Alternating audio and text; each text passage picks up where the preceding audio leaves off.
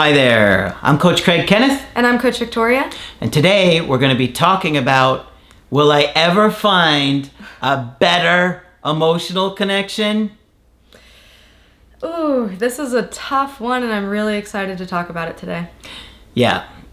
Short answer, no. We'll see you next week. I'm kidding, of course. We're going to talk about this topic today. But we're twins today. We are. We're matching. We are. If you haven't noticed, Craig is really excited about it. I am. I'm excited. Got lots of energy today. I knew you guys would be excited because when we put matching stuff on, people notice. That's true. Nothing will... Limited time only. Yeah, nothing will surpass Margaret's earrings, though. Yeah. She always had the best earrings. People always comment on Margaret's earrings and her shirts, her blouses, and everything. It was so funny. Yeah. So sometimes when we meet somebody, we feel like such an incredible, indescribable, magnetic connection with them that it really overwhelms us. And, you meet somebody and just things flow so naturally with that person. It just kind of like takes us out of ourselves and makes us kind of fixated on them. And it can happen so quickly that when we have that kind of connection, it's just like, oh my gosh, this person is amazing. Mm-hmm. And it feels like it's too good to be true. Yeah. And I think especially if you've already been through heartbreak in your life and you know the pain of what it is to lose somebody really close to you, to be able to feel this in love again can feel so exhilarating, so refreshing, and it can really suck you in. Mm-hmm.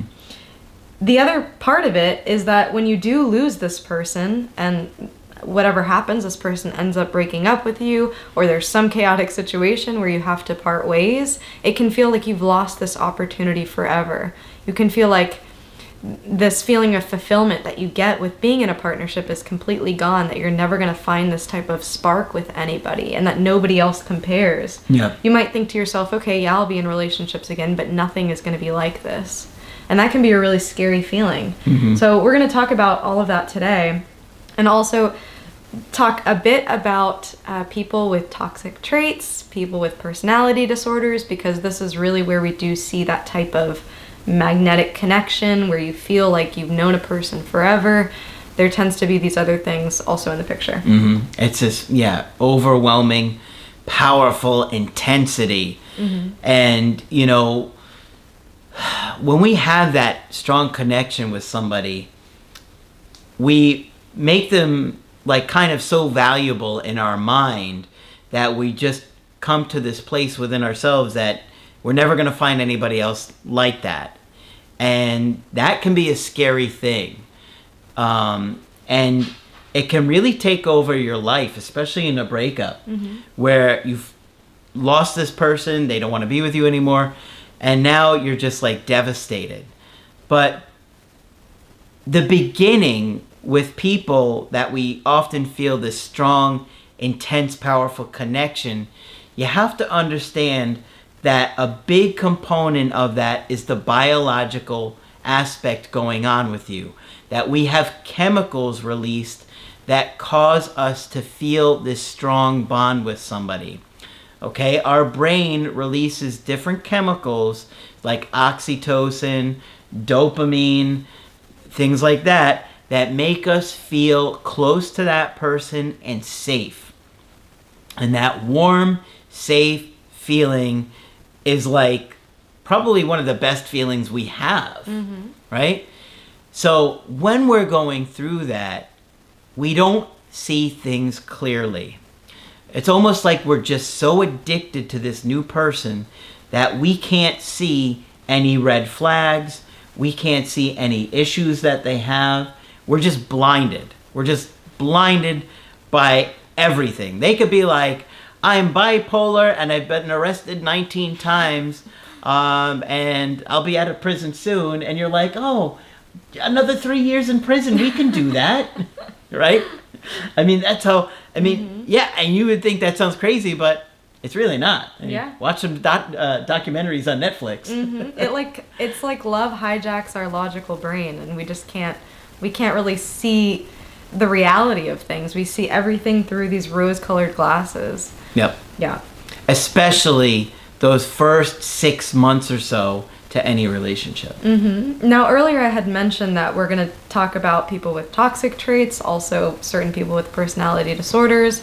There are people who will love bomb you. I don't know if you've heard of this term before, but love bombing is basically when somebody intentionally covers you with so much affection to gain your approval, to gain your acceptance, to later manipulate you to getting what they want. And what's interesting about love bombing is that it really speaks to some of our deepest insecurities. Many of us grew up with parents who weren't as emotionally attentive, maybe parents who were really critical. We grow up with this feeling that we're not good enough. And so finally having somebody who sees our positive traits and who reflects a lot of our positive traits, we think, oh my God, I finally found it. The answer to the question I've been asking myself my entire life, am I good enough? Yes, this person does see that I am good enough. And so as we talk about all of this, I want you to reflect personally on your own life. Think about what insecurities you have that this person is speaking to. Yeah, a lot of times people will say things like, I want to marry you, I want to have kids with you, when they really don't even know you that well, right? And a lot of times you'll see people that are narcissistic or exhibit narcissistic qualities or personality disorders that will come on very strong like this. And I remember even in grad school learning from a teacher, in fact, we had the same professor that talked about whenever she met somebody that it was extremely charismatic, it was a big red flag for her. And so you'll find that people that are charismatic oftentimes can be manipulative just to get their needs met. And it's not really about you. They kind of feel this intense, strong connection, but then they kind of discard you and disappear. Exactly. And I also want to talk about mirroring, since that was something that we mentioned. So everybody mirrors to some degree. It's part of our human psychology. It's part of us trying to be safe and maintain a good relationship with our tribe. However, those with personality disorders like narcissistic personality disorder or borderline personality disorder are able to mirror you in a way in which they even abandon themselves. So a person who has a normal personality development, they already have their sense of self, their identity, their structure. There's things about them that are unchangeable. For somebody with these other personality disorders, you have to understand how terrified they are of being abandoned, how terrified they are of being the fool, that they will literally match nearly everything that you want in a partner, even if it's nothing like them. Yeah, absolutely. You know, you kind of get swept up in this grandiose fantasy that they're kind of presenting to you, right? Like, oh, I want to have kids with you. I want to marry you. And, you know, if you've been someone that's been like, oh, I would love to get married or I want to get married, you might find yourself easily a victim to somebody like this, preying on your hopes and your dreams and your fantasies. And you start to imagine these things that they're telling you. And because they're on their best behavior in the beginning, it really looks like, wow, they're so funny and fun to be with. And it just kind of whisks you away into this fantasy world where things are great and amazing. And you really just get addicted to it. And, you know, the fantasy of what you're hoping is going to happen is very different than what is actually going to wind up happening. Right. And I also find that a lot of victims in this situation are also highly empathetic people, because we know that under the layers of this person with toxic traits is a lot of vulnerability and it is a lot of hurt. You know, we were talking about manipulation earlier. I know Margaret used to always say, people manipulate because they haven't gotten their needs met. They learn from a really young age that I can't be honest about what I need because it won't get met. Yeah. I need to twist the truth or put on a mask that's not really me in order to get what I want. And that just gets positively reinforced throughout their entire childhood till they're an adult in relationships doing this to people and hurting people. And so I'm a little bit hesitant to tell you part of their own pain, because I know that many of you are like, oh, they're just a hurt person. I can heal them. I can fix them. It can be me. But what we're also trying to tell you is you need to protect yourself first. This can happen to anybody. Yeah, absolutely. It really can. So don't feel like there's something wrong with you if it happens, right? I want to go back to the main question that was the title of this video of, will I ever find that emotional connection again? You may not. And the reason that we wanted to focus on narcissistic personality disorder in this video is because there is a certain type of charisma and energy that comes from those types of relationships that you don't see in other ones. So in your normal relationships, it might be a little clumsy. It might take some time to get to know each other. It might not be perfect. However, what is it that you value? Which I'm sure for many of you, you do value transparency. You do value honesty. You do value being treated well in the here and now and over time consistently. So you really want to evaluate your own relationships. And I also want to be clear that we're not saying that every single relationship where you feel this magnetic spark, the other person is toxic. No, of course not. Right. But we just want you to be a lot more aware of things that can be going on. And really, during those first 6 months, that other person is on probation. You know, you don't really know a person until you get past that stage, until you really get integrated into their life, until you meet their family, their friends, until you have more of that mundane type of interaction. So that's really what this video is about. Yeah, I think you need a solid year. The first 6 months, I'm like, okay, everybody's going to be amazing and wonderful, or most people. Yeah. Unless you have like some personality disorders, they often can't even last that long without, telling you they love you on the second date, right? But what we're trying to just help you understand is that the excitement and the that I don't want to say toxicity, the intensity of that you might find with a toxic person, you can find with a healthier person, but it may not feel quite as addictive like a drug. Okay? But that's not gonna, that feeling, that drug-like feeling isn't gonna last 2 years, 5 years, 10 years, unless both of you are really kind of in a secure place and you're really good with each other, right? The toxic people don't last that long.